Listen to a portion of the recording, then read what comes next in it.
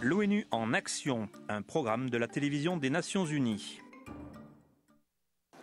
On ne penserait jamais que c'est un luxe que de pouvoir passer sa journée à attendre d'être soigné du cancer, mais Christine Watati et ses autres patients font partie de ceux qui ont la chance de pouvoir faire la queue à l'hôpital Kenyatta de Nairobi.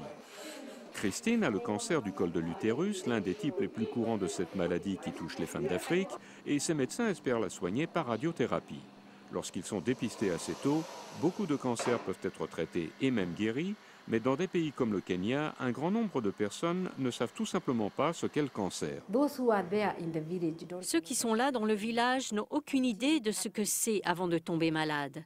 Beaucoup de gens n'ont aucune idée de ce que c'est parce que personne ne leur en a parlé avant qu'ils ne se rendent compte que quelque chose ne va pas. Et quand ils vont se faire examiner par un docteur, c'est déjà trop tard.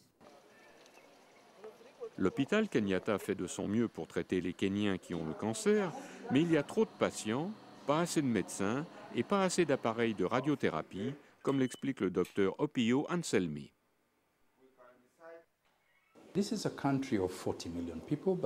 C'est un pays de 40 millions d'habitants, mais il n'y a qu'un seul centre public de traitement du cancer et ce centre est sous la pression du nombre de patients.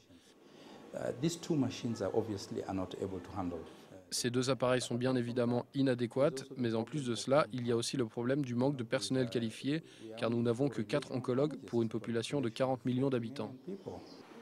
L'AIEA, l'Agence internationale de l'énergie atomique, œuvre pour créer des stratégies à long terme qui augmenteront les facilités d'accès à la radiothérapie, la formation des équipes médicales, ainsi que la prise de conscience de ce qu'est le cancer.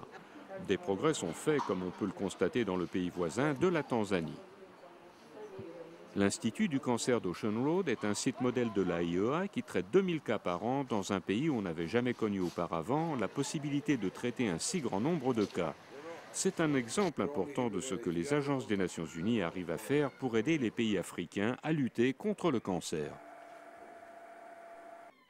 Quel que soit le pays de résidence du patient, le diagnostic du cancer cause la même douleur, la même peur et la même souffrance. La différence est que les possibilités de traitement sont limitées dans les pays en voie de développement. Cependant, les patients commencent à avoir de l'espoir grâce aux instituts de ce genre. Les 2/3 des décès dus au cancer sont dans les pays en voie de développement et l'amélioration de l'accès à la radiothérapie est plus important que jamais.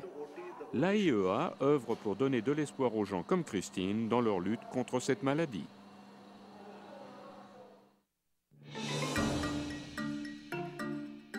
Ce reportage a été préparé par Dana Saketi et Peter Pavlicek pour les Nations Unies.